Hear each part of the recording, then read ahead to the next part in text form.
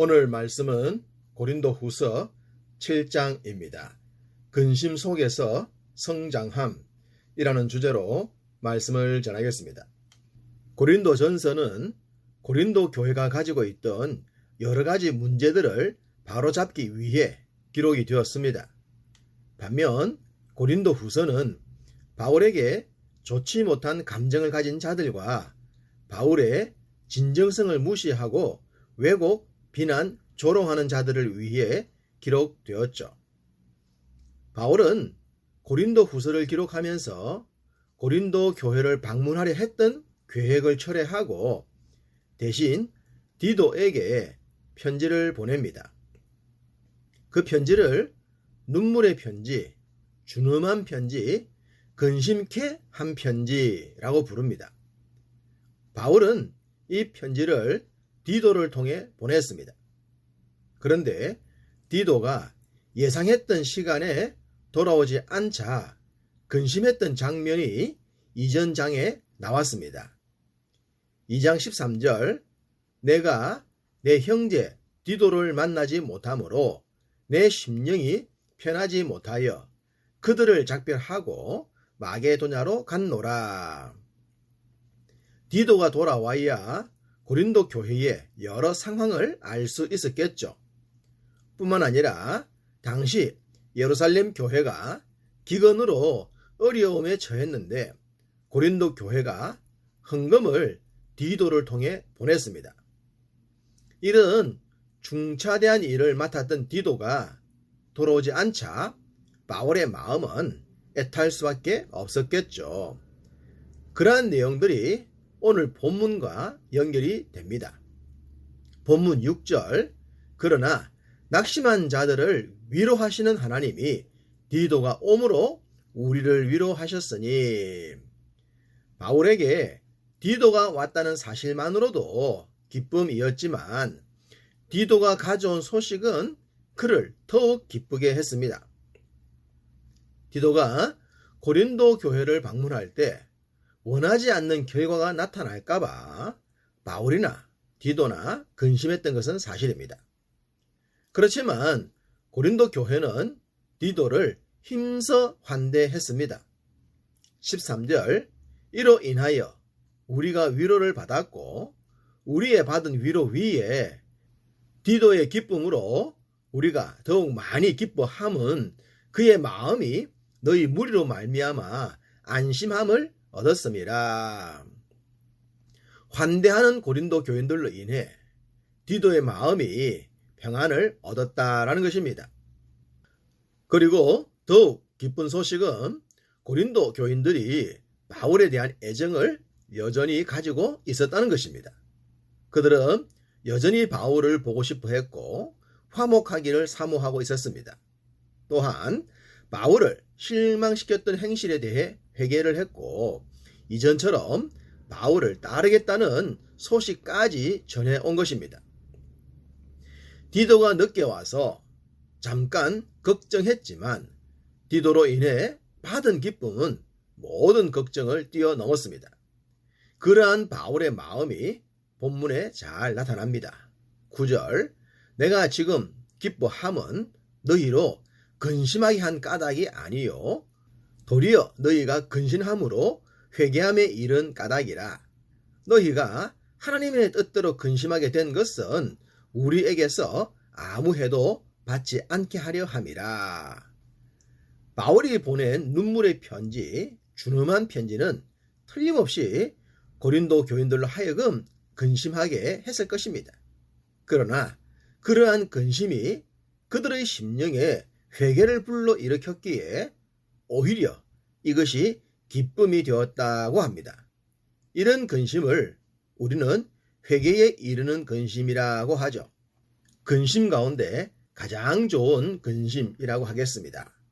사실 바울은 책망이 들어가 있는 준엄한 편지를 보내면서 보내지 말까 하는 생각도 하지 않은 것이 아닙니다. 8절 그러므로 내가 편지로 너희를 근심하게 한 것을 후회하였으나 지금은 후회하지 아니함은 그 편지가 너희로 잠시만 근심하게 한 줄을 알미라. 잠깐의 근심과 영혼의 유익을 가져오는 회개는 비교할 수 없습니다. 사실 목회자가 성도들에게 준엄한 메시지를 보낸다는 것은 목회자 자신에게도 엄청난 고역입니다. 누구라도 쓴소리를 좋아하지 않기 때문이죠. 오늘날 교회도 개인주의가 팽배해졌기 때문에 남들에게 쓴소리를 듣고 싶어 하지 않을 겁니다. 비록 목회자에게서라도 말입니다. 그렇지만 그런 소리를 받아들일 수 있는 영성이라면 모두에게 유익한 결과를 가져오지 않겠습니까? 바울과 고린도 교회처럼 말입니다. 하나님은 잠들어가는 영성을 깨우기 위해 강력한 말씀들을 주셨습니다. 예레미야 23장 29절 여호와의 말씀이니라 내 말이 불같이 아니하냐 바위를 쳐서 부서뜨리는 방망이 같이 아니하냐. 하나님의 말씀은 불과도 같고 바위를 부서뜨리는 방망이와도 같다고 합니다. 요즘 젊은이들이 좋아하는 영화 중에 토르가 있습니다. 그에겐 신의 능력과 같은 망치를 가지고 있죠. 그 망치로 대적들을 완벽하게 무찌릅니다. 하나님의 말씀을 그렇게 이해하면 도움이 되겠네요. 말씀의 방망이가 잠깐 고통을 주지만 궁극적으로 영혼을 살리고 삶을 살리니 감사하겠죠. 바울은 자신의 편지가 고린도 교회에 그러했음을 감사했습니다. 고린도 교회뿐만 아니라 모든 성도들에게 하나님의 가르침은 큰 변화를 일으킵니다. 11절 보라 하나님의 뜻대로 하게 된 이 근심이 너희로 얼마나 간절하게 하며 얼마나 변정하게 하며 얼마나 분하게 하며 얼마나 두렵게 하며 얼마나 사모하게 하며 얼마나 열심히 있게 하며 얼마나 벌하게 하였는가. 너희가 그 일에 대하여 일체 너희 자신의 깨끗함을 나타내었느니라. 놀랍지 않습니까? 하나님의 말씀에 바르게 붙들리면 정말로 놀라운 일들이 일어납니다. 바울이 그래했고 문제 많은 고린도 교회도 그랬으며 우리도 그렇게 될 줄 믿습니다. 이런 은혜를 경험한 자들은 또한 이런 고백도 가능하겠습니다. 1절 하나님을 두려워하는 가운데서 거룩함을 온전히 이루어 육과 영의 온갖 더러운 것에서 자신을 깨끗하게 하자. 하나님을 두려워하면서도 자신을 깨끗하게 하는 삶을 지향합니다. 이것이 바로 세상 속의 그리스도인의 모습입니다. 여전히 연약하지만 그러면서도 더 나은 삶을 향해 나아가는 것이겠죠. 믿음의 장성한 분량에 이른 성도라고 하더라도 인간이기에 완전할 수는 없는 것들이 많습니다. 10절 하나님의 뜻대로 하는 근심은 후회할 것이 없는 구원에 이르게 하는 회개를 이루는 것이요 세상 근심은 사망을 이루는 것이니라. 이 말씀엔 두 종류의 근심이 나옵니다. 회개와 구원에 이르는 근심과 사망에 이르는 근심입니다. 누구라도 근심의 결과가 사망이라면 그 근심에 빠지겠습니까?